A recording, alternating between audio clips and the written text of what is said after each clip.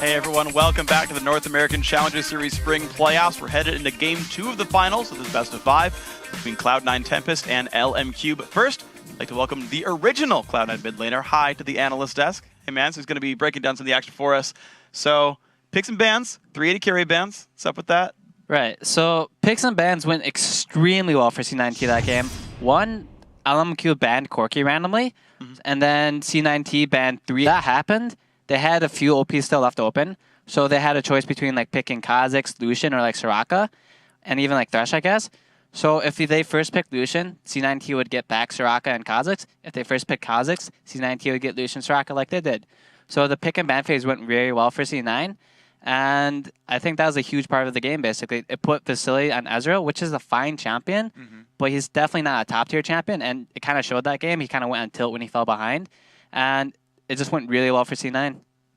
Yeah, so then actually you kind of play into the game, and you've got all these like mid-game advantages, like every single fight turned by a wish. Like it seems one of the big strengths of Soraka. I feel like that'll be a really valuable champion in the next pick and ban phase. Right, so in that game as well, talking about picks again, all LMQ wanted to do that game was basically team fight. They had Orianna, Leona, Kha'Zix, and Ezreal. They're only good for team fighting, and you're not going to beat a Soraka team in team fighting.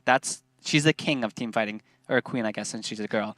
But when you pick a team fighting team comp, you need to be able to win the team fights, and you're just not going to win against triple heal and Soraka. So multiple times throughout that game, they just kept getting baited by heal, and it's extremely annoying to play versus, and C9 just played that extremely well. Yeah, and I feel like Soraka is even more strong against LMQ than it would be against other mid laners, because Xiao, he's known for just farming very, very hard. And there's going to be other fights on the other side of the map that normally, you know, he's not going to be able to get to because he's not going to roam there. But Soraka can add her wish in. And that's really where they got their mid-game advantages, was from wishes, that one fights where the mid laners didn't really have an impact. You know, they're just farming away in mid lane, but Soraka's actually adding something to the rest of the team. Do you think Soraka is specifically better against Xiao since he's so focused on farming?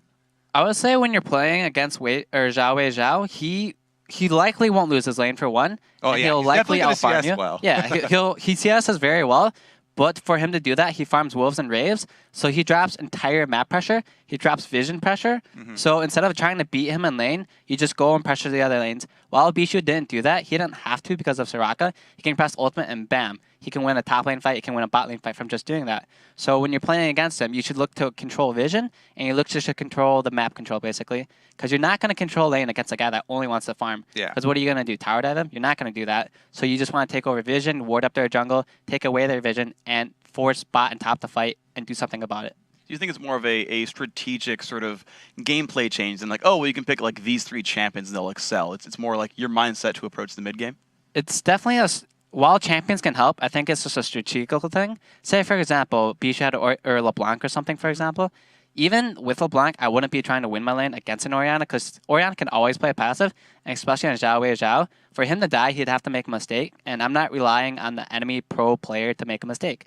It can happen, but you can't rely on that. So instead of doing that, you should play around their weaknesses. His weakness is he doesn't leave mid lane, so take advantage of that. Ward their jungle, make their jungler feel pressured, go bot, do something, and just basically punish them for not doing anything. So now that Cloud9 Tempest do have the advantage, they came out with a great early plan in game 1, and they've got LMQ kind of on tilt, or you know, maybe at a mental disadvantage because of coming out with a loss. How do you think Cloud9 can best roll this first win, this momentum, through a 5-game series?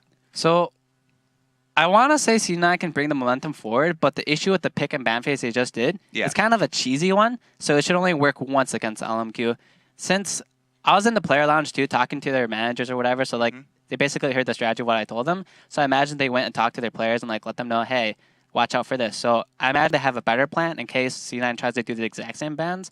So while their first game went really well, I think game 2 will be completely different, just because LMQ will notice that the pick and ban phase in game 1 went very bad for them, and they're not going to let the same thing happen twice. So they'll basically change their bans and force C9 to have a bad phase. All right, we'll see if it happens. Hi, thank you very much for your time. Of course, we'll see you after the next game as well, but we're going to get ourselves into Champions Select in just a second for the